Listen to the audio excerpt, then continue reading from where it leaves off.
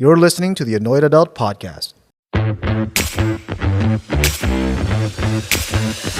Tina, what's up, man? How you doing? Welcome back to another episode. Howard, how are you? I'm doing good. I feel like I turned away from the mic as I said welcome back, and I looked away from you. Yeah. There was a hesitance, yeah. Am I really hesitating? Hesitating. No, man, I'm happy to have you back. Yeah, man. This stuff is always fun. Yeah, and so tell me what's your week been like? Holy crap! My dogs escaped. They escaped the house yesterday. What do you mean they escaped the house? I guess there's a hole in the gate, and these two fuckers. I mean, you provide them with food, you pick up their shit, Yeah. you bathe them, and they're just like, bye, peace out. So they have full catering, and then they decide to run away. Yeah, basically. Seriously, I was pissed. What a bunch of little assholes. I know. And then, so what happened was they escaped through the hole. Yeah. And then some good Samaritan found them, brought them back to the landlord. The landlord put them back in the house where the hole was still there because and they escaped twice. No, so they're just a bunch of little greedy assholes. Yeah. That were. It's like, well, thanks for feeding me and picking up my shit. Yeah. I'm gonna run away. I'm out. I'm gonna have a mini adventure around the neighborhood. Yeah. Hey, first I want to apologize to our listeners and to you. Right above us, our neighbors are making a lot of noise. Yeah. Sorry, but hey, let's ignore it. You know what I just did? I put it in people's minds now, and now they're gonna listen for it. Yeah. I hope so. It's just angry people upstairs. That's what's happening. Yeah. You know what I would love? What? Like my neighbors to be gone. Simply put, just disappear, and that would make my life better. Yeah, just go away, right? How about you just pack up your stuff and move out? Move out. That's all. No, go. Yeah, just go away. But speaking of going away, this wouldn't be the Annoyed Adult Podcast if I didn't talk about a thing that was annoying me recently. I know. I'm very excited to hear what's annoying you this week. Like, Costco should be this bastion of the Gen X. You have a lot going on with Costco. I do. You have a thing. Yeah. Costco should be this place like my Mecca. Yeah. Where I can just go and look around. And my wife always says to me, it's like, why are you going to Costco again? I like to look. I just like to look at stuff like the same reason I go to Home Depot. Mm-hmm. I like to look at stuff. I like to look at tools. I want to learn new skills. And it's my thing. That's my jam, right? Yeah. And my wife goes, well, you just went there yesterday. I'm like, well, they don't charge me every time I show up. It's not like a strip club where there's a fee to get in. You just go. No. Why? Oh my God. Why would you bring that up? I don't know. No, but there's no entry fee. Yeah. Right. And so I can go as many times as I want. Yeah. And every time I go there, I show my little VIP card. Is that how you think of it? I mean, VIP I mean, everybody has one, right? Yeah, I know. And so I flash my little card. They're like, go on. Like, I'm surprised they don't call me by first name already. Yeah, I mean, wouldn't they recognize you by that? Which Costco did you go to? I go to the YPO one. Oh yeah, It's close. It's close to where I live.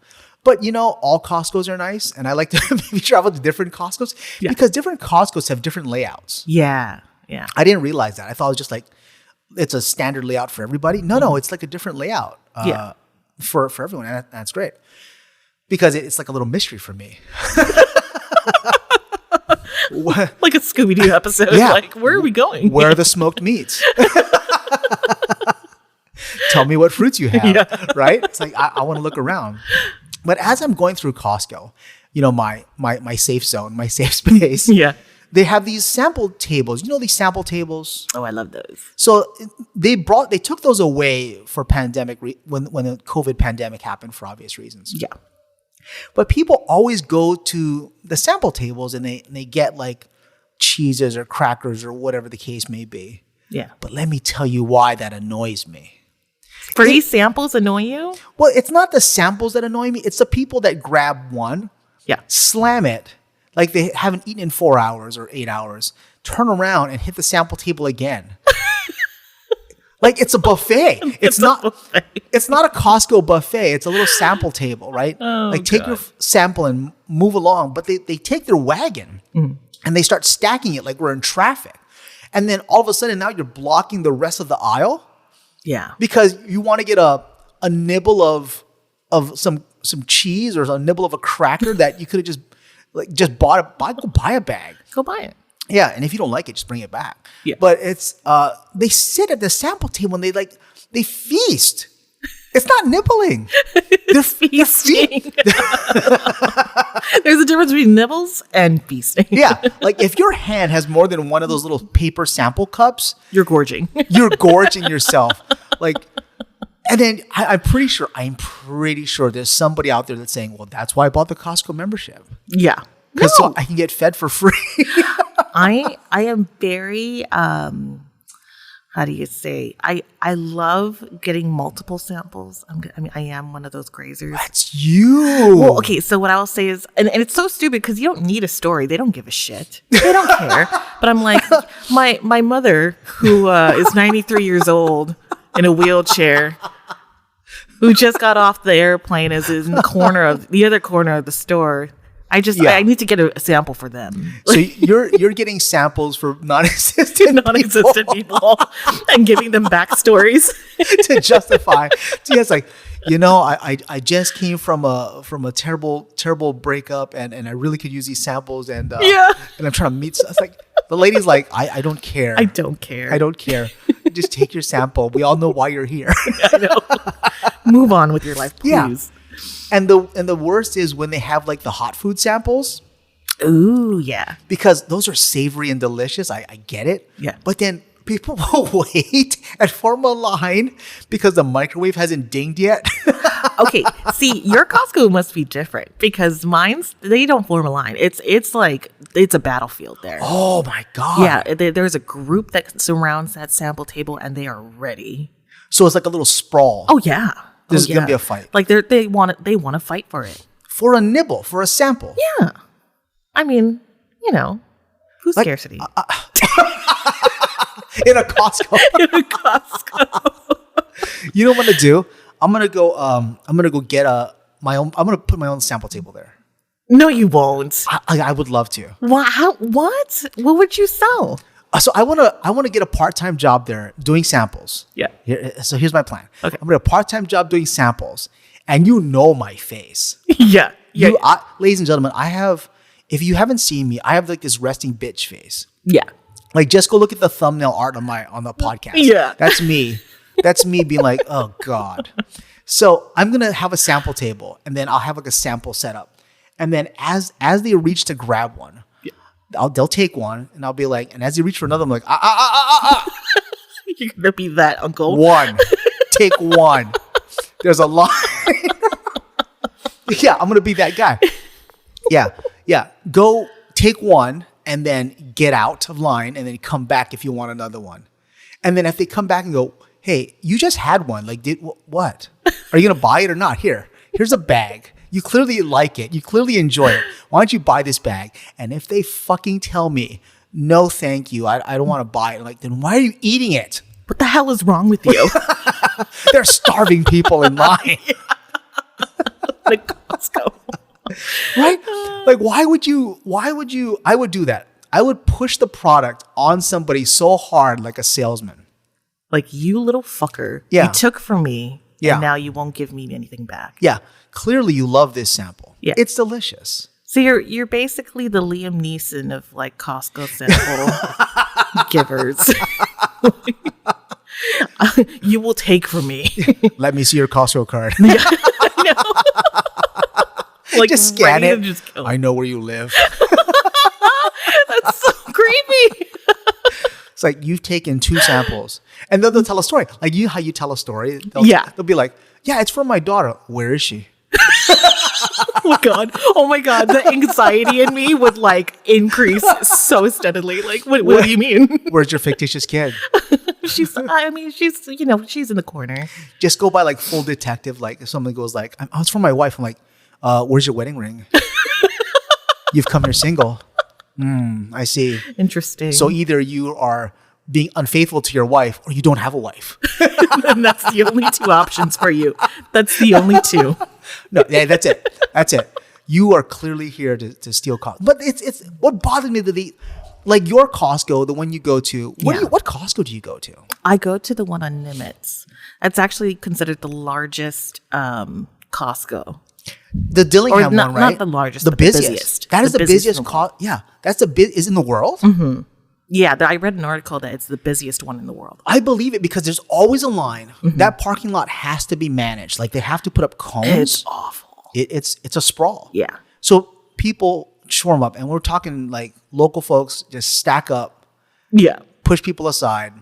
Oh, like or the old little granny just fucking going through with their carts. They don't give a shit. They're just like, I've lived a long life. Yeah. I will die here if I need to. I'm ready to fight you. Yeah. I'm ready. I have nothing left to live for. You take my Costco away, now you die. Now you die. Old granny. Or they pretend they don't speak English. Yeah. You know you speak English. You know exactly what's happening Yeah, here. you know what. You purposefully cut me off to get these Hot Pocket samples. You son of a bitch. You bastard. And that by far drives me insane when they just do that. But I think it's because of our love for food. Yeah. And you know what? Another thing that annoys me for our love for food, Okay. is these deliveries, these Uber Eats, these DoorDashes. Oh God, you're gonna hate me. Why? I do those things. Why? I did it last night for a Starbucks coffee. My God. Well, let's talk about why they exist first. I think they exist because people are like extremely lazy. Yeah. To go out and go get food. Yeah. Like takeout. Oh yeah. But how are we supposed to like sign that little button that says no tip? Oh my God. Are we going back to this? That's another episode. That was the other episode. No, but so when you go there, like you call Uber Eats and you go on the app and you get all this food. And I'm like, I'm not paying you a surcharge. No. Well, so you pay like a delivery fee, right?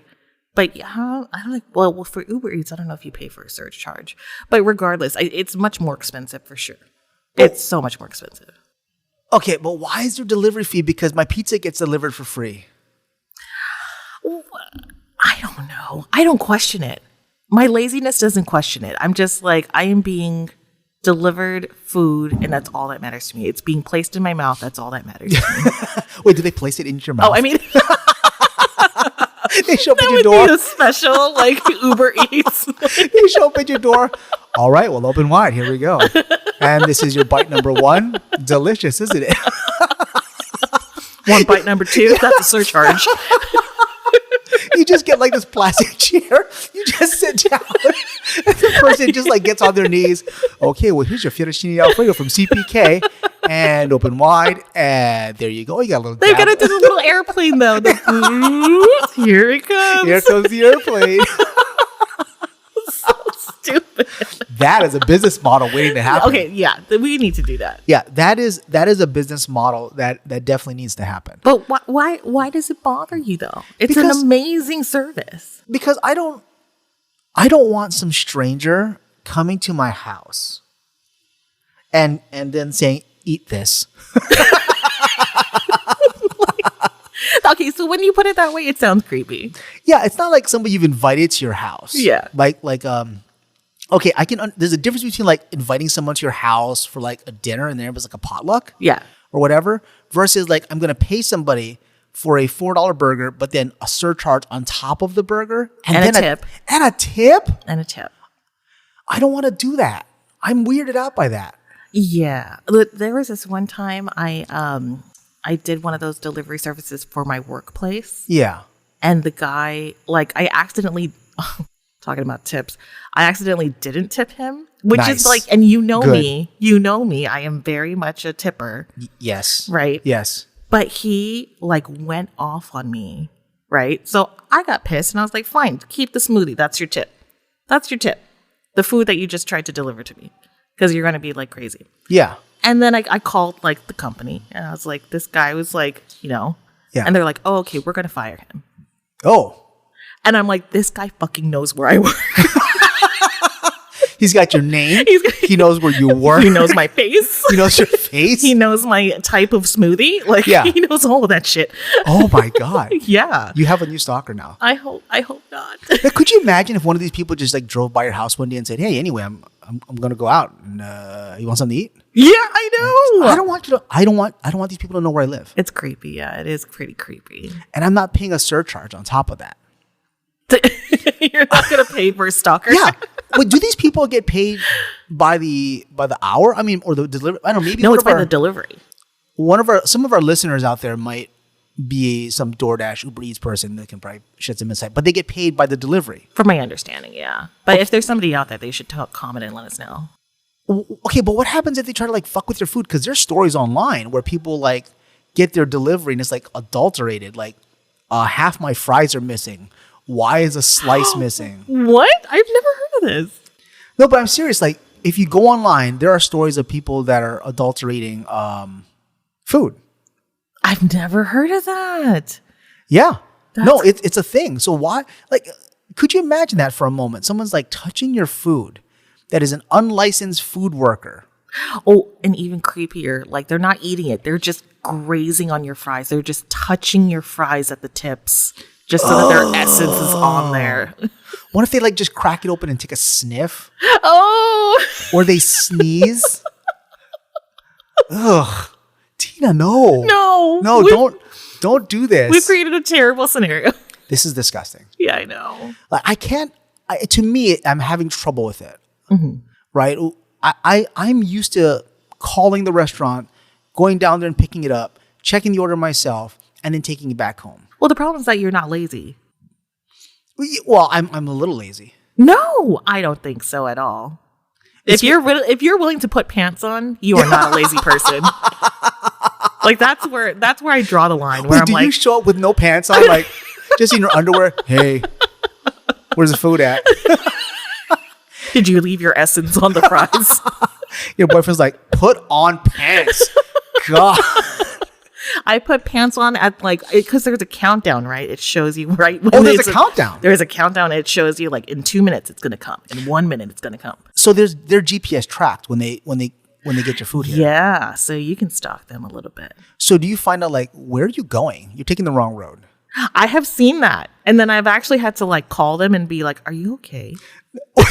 No, they've pulled over to stop to taste your food. Yeah. Oh God. And now that I think about it, it's like, why would they take that long? They stopped for 5 minutes and been like, I'm a little hungry. I didn't take a break. I'm just going to lick the salt off. That's all I'm going to do. Like they put every fry to their mouth. Put it back. Put it back. Oh God. Ew. And then they just resalt it. She'll never know. She'll never, ever know. They're just taking the grease off. Oh, my God. But I think, do they seal the bag? Does the restaurant seal the bag? Some do. Like, they'll put, like, the sticker on it. Do you receive... Wait, some? Some, but not all. So, like, if you ordered a plate and then it's just a regular snap lid, you're like, I have to trust you. Yeah. No, it really is like that. And you do. You don't know this person. You've never met them in your life, and you trust them. So when they come to your door, yeah. Do you open the food and go, wait, hold on, let me look at this? No, I'm not going to do that in front of them. That's so rude. Bro, did you taste this? Bro, did you lick it? Is your essence on this? Yeah, did you put your fucking essence on this? I am not about that right now. 1 star. Is there a star rating? Yeah. So you can on Uber Eats, you can rate them. You can say that they were speedy, that it was a great turnaround, all that kind of stuff. No shit. Yeah. And then they can thank you for commenting. Wait. It's very personalized. They can thank you for commenting on their review. Okay, no, that makes sense. Yeah. That makes sense because businesses can do that. Yeah. But are these people like contractors or like there's a big kerfuffle. Like, are they contractors or are they workers, right? Wouldn't they be contractors? I mean, because they're just working for themselves, right? I mean, they make their own hours. Yeah, they do make their own, I guess. I mean, I don't know. I don't know how I feel about it. I don't know how I feel about someone touching. Okay, I guess there's a catch 20. There's not a catch 22. There's like a there's a paradox to this because I'm okay with Pizza Hut and Domino's and Papa John's delivering my pizza. See, how is that different? I know, right? Because the box isn't sealed. Yeah. The box is just there in a dude's. But see, on our pizza delivery people, we put this level of trust. It is super obvious if a slice is missing. Oh, true. Yeah. Or if there's like a little poke in the cheese. It's just like this. Everything else is like covered except this one hole. We're like, hey man, is that a pinch? Is that a pinch? Did you pinch my cheese? Did you pinch my cheese? What a thing to say, right? Did you pinch my cheese? Hey. Did you pinch my pepperonis?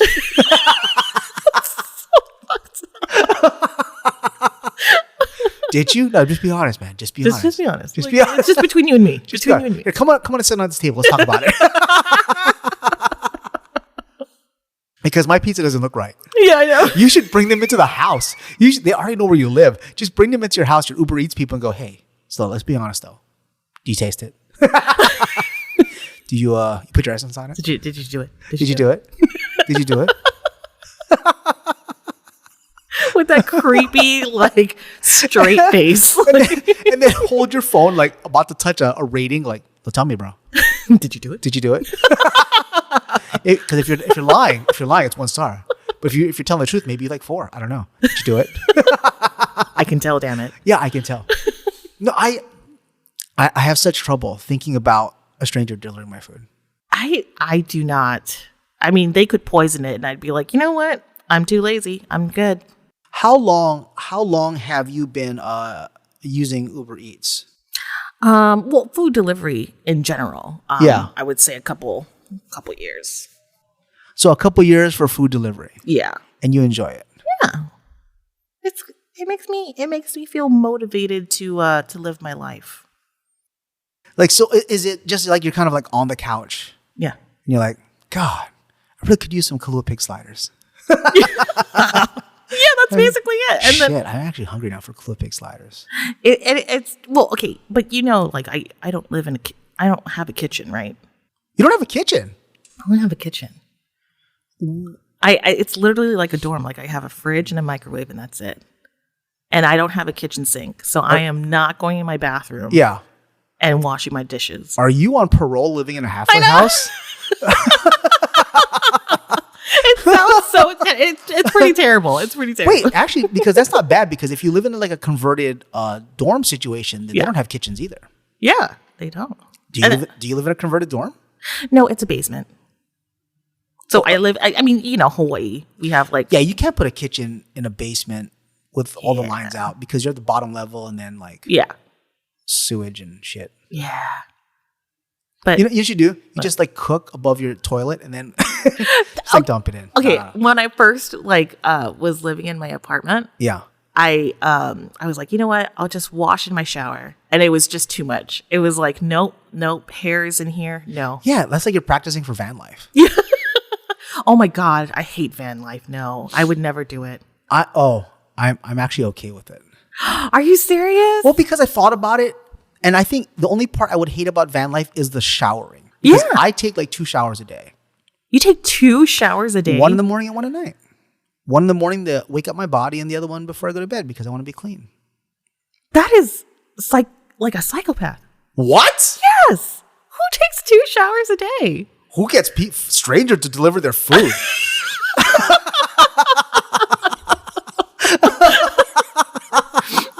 Dynamic here, like the way that we question each other is like so crazy.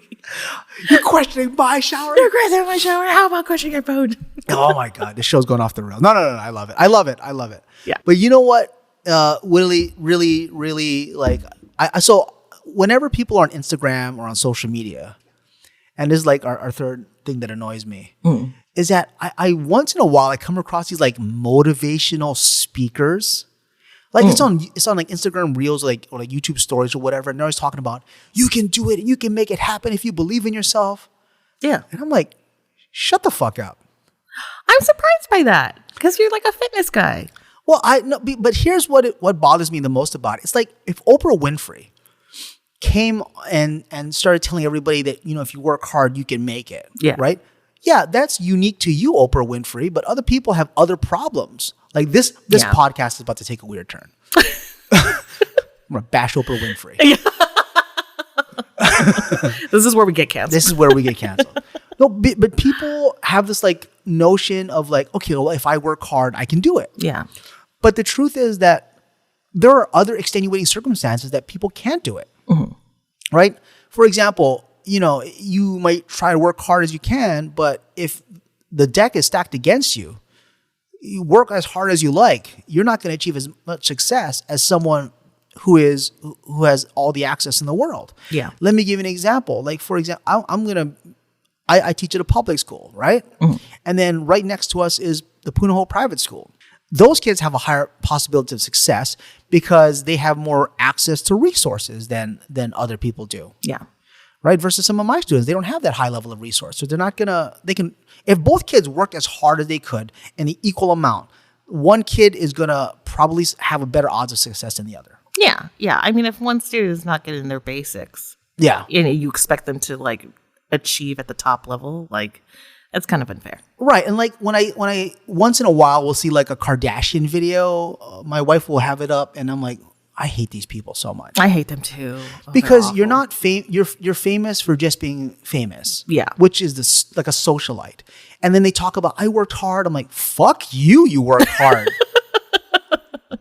Kim, breathing air? Like, Kim, what did you do? Yeah, Kim, you had a tape with Ray J. And then I don't know, your sisters got famous because your dad had a lot of money. Their father, Robert Kardashian, was a lawyer. Yeah. That was O.J. Simpson's lawyer. Yeah. He was such a good lawyer, O.J. got off. Yeah. That's his claim to fame. That's how all those kids got their money, is because their daddy was rich. Yeah. And they're talking about working hard and I work. Fuck you. Yeah. Fuck you, Kim Kardashian. Soundbite. Soundbite. Soundbite right there. That should be the title of this show. Fuck you, Kim Kardashian. No, but it really drives me up the wall when all these like people, they say, work hard and be a man and stand up for yourself. Like, hey man, life's hard for a lot of people. Yeah. Not everyone can do that. Yeah. Right? So why don't you take that Instagram video and shove it up your ass? Yeah. That's the proper way to do it. How do you feel about these people? Well, I mean, it's hard because I think being a hard worker has its merits. You know what I mean? Like I in my personal life, I have these two people that I know of. One is my good friend and the other is just someone I know. And the person that I know, he's actually really smart, but doesn't work hard at all. Okay. And the other person is smart, not smarter than him, but because he works so hard, he's had so much success in his life. So in a sense, it does like apply, but I mean, I can see where you're coming from, where, it just really depends on the situation, Yeah. And so I follow a lot of jiu-jitsu, and then there's, at least people talking about, like Jocko Willenick, and talking about getting up at 4:30 in the morning and working hard. And yeah.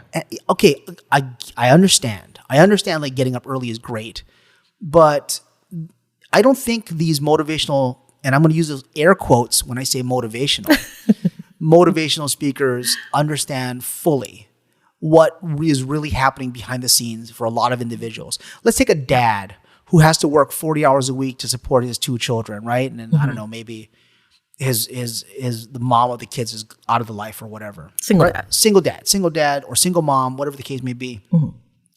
And then I see a lot of it. I see a lot of this, like, my wife has some friends that sell multi-level marketing stuff, mm-hmm. thinking they can escape their situation, but they can't escape their situation. Yeah. They're trapped. Yeah. Because they have two children to feed, which the lesson should be really don't have children. Yeah.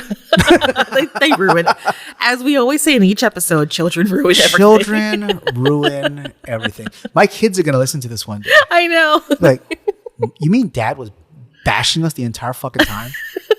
Yes. No, I mean, I love my kids, but it's just, there should be a limit on what we consider what is a motivational speaker or not.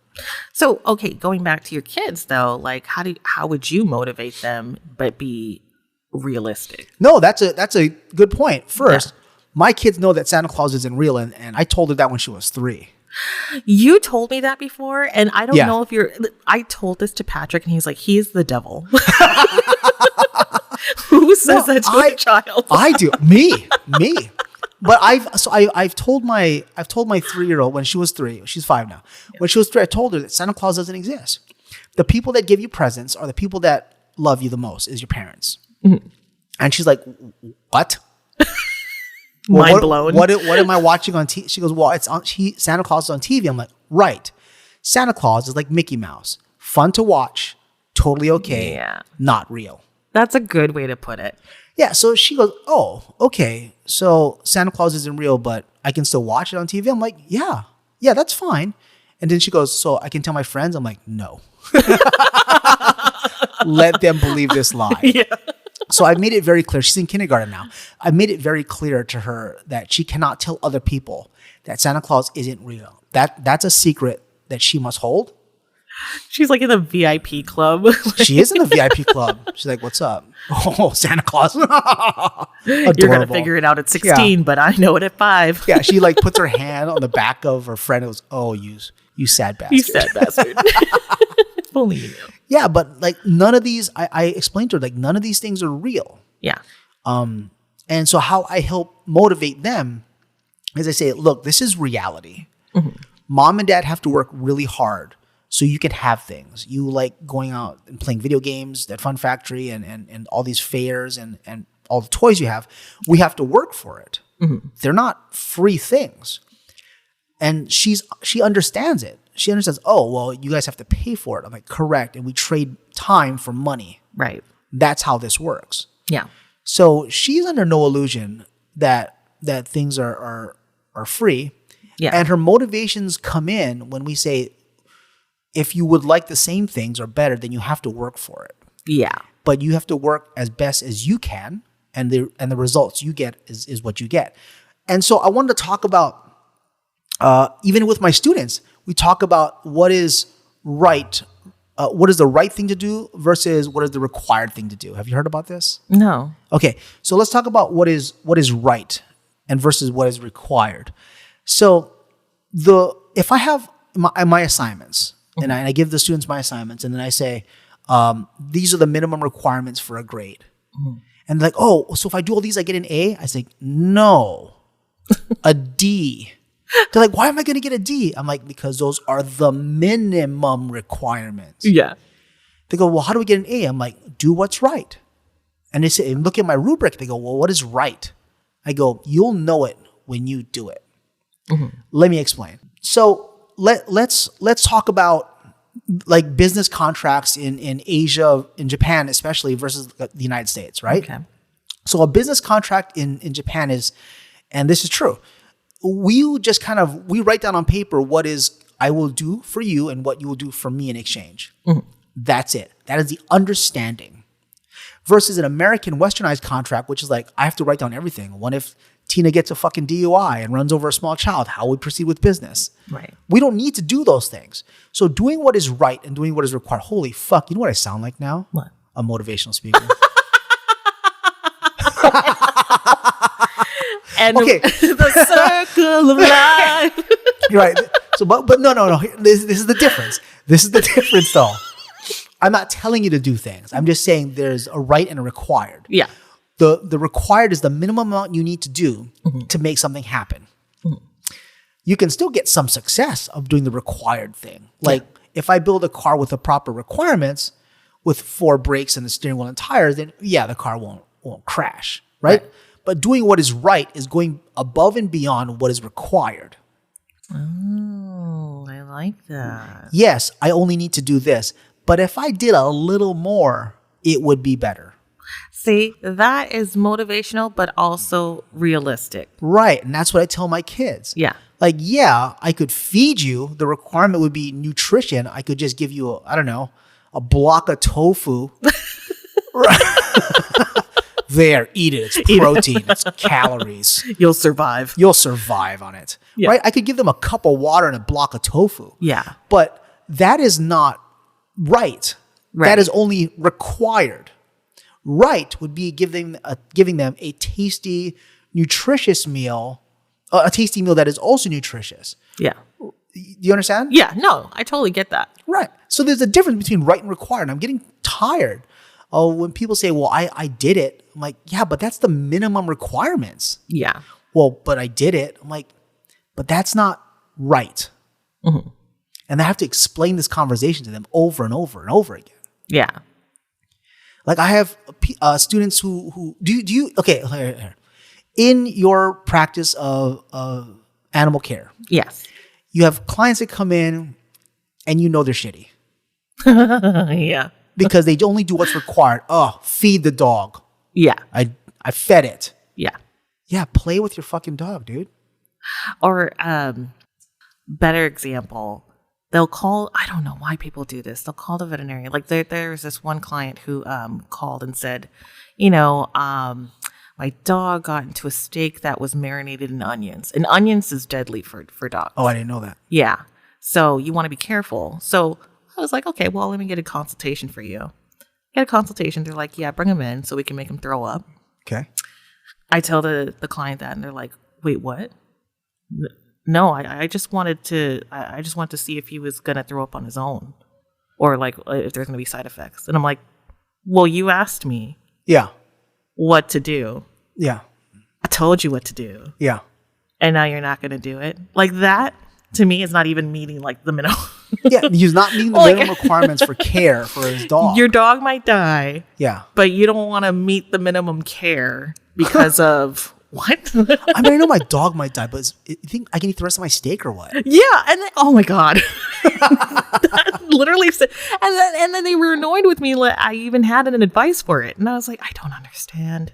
Yeah. I don't understand That is why that pisses me off. Oh, I'm just going to do the minimum requirement. Yeah. Yeah.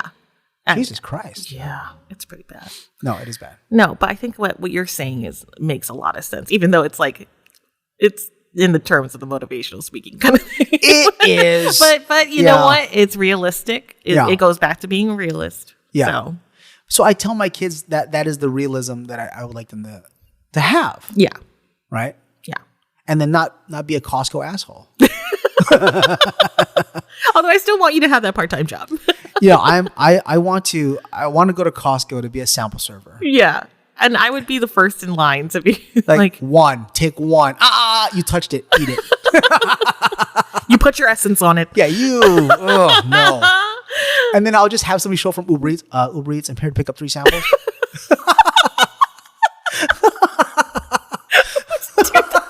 Okay, that's ultimate level. That's ultimate level laziness. Yeah, it's on the shelf over there. Go ahead. For Smith, yeah, it's over there. Said Uber Eats to get you 3 samples. Yeah, I know. Oh my God. Oh God. Tina, thank you. Thank you very much for being part of this show today. Thank you, Howard. It's always such a pleasure to be here. And ladies and gentlemen, thank you very much for listening. If you haven't subscribed to the show, we're on Spotify and iTunes. Please click subscribe and rate me 5 stars. And leave a tip. Not a smoothie tip, but an actual tip. Tina, you're great. You're great too. I'll see you in the next one. Okay. Bye.